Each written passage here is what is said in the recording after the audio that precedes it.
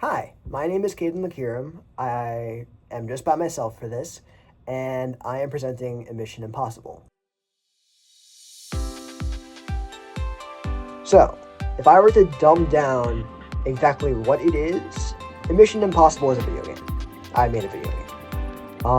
And in this video game, you need to build a city in like this little plot of land that you have.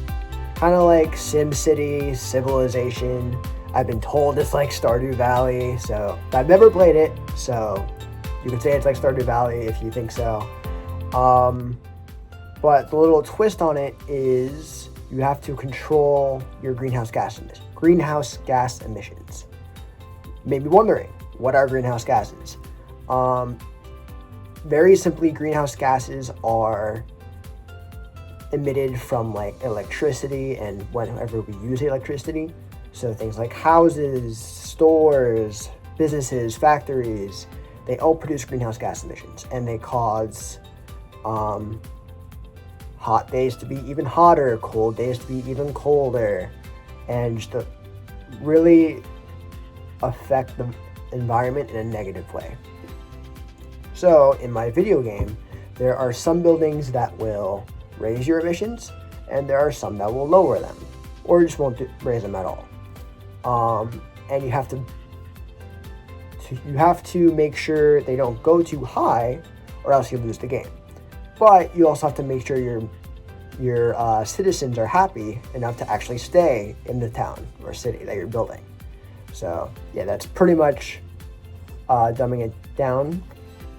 As far as problems I'm trying to solve, main goals, this was made as part of a sustainability class for my final project, where I had to present about a sustainability issue.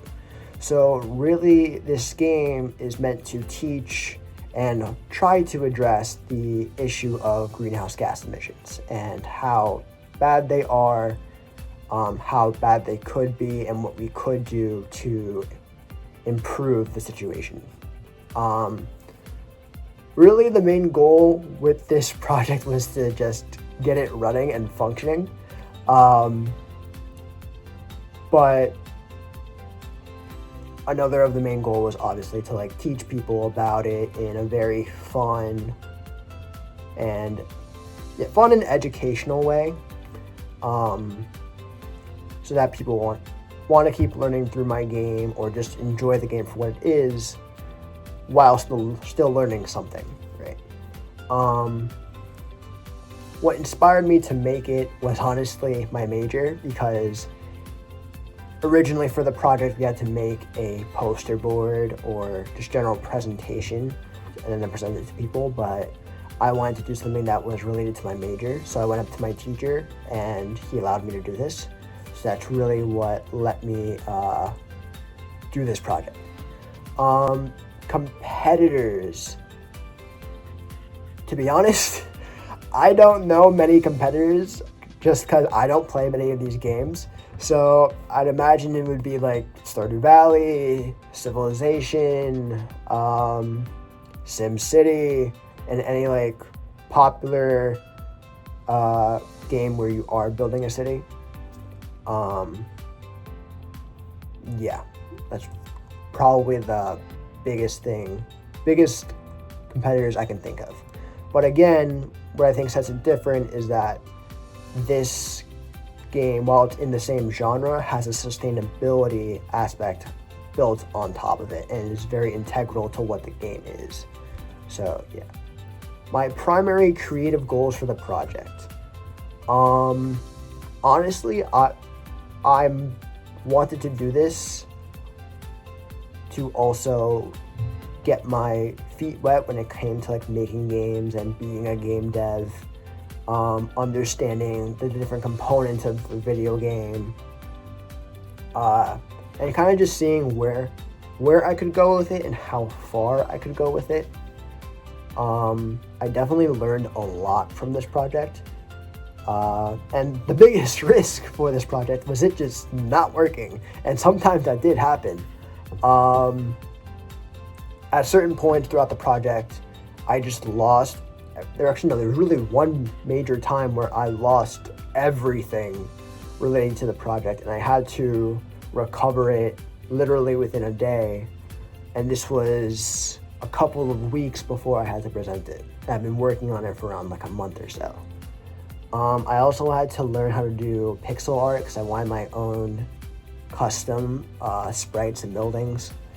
I had to learn a lot about the programming in Unity and just using Unity, which involved a decent bit of AI. Not so much AI writing the code for me, but having it show me the code for what I wanted to do, and then explain it to me so that I understood and could comment it and take notes on it so that for the future reference, if I needed to use it again, I understood what I wrote.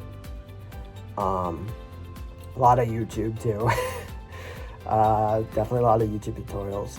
And really the growth, how I measured growth was definitely during the honor symposium, because that was the first time I actually presented my game in front of anyone, and there weren't many people who came over, but the people who did seemed to love it. So I thought that was a very big step for not only the project, but for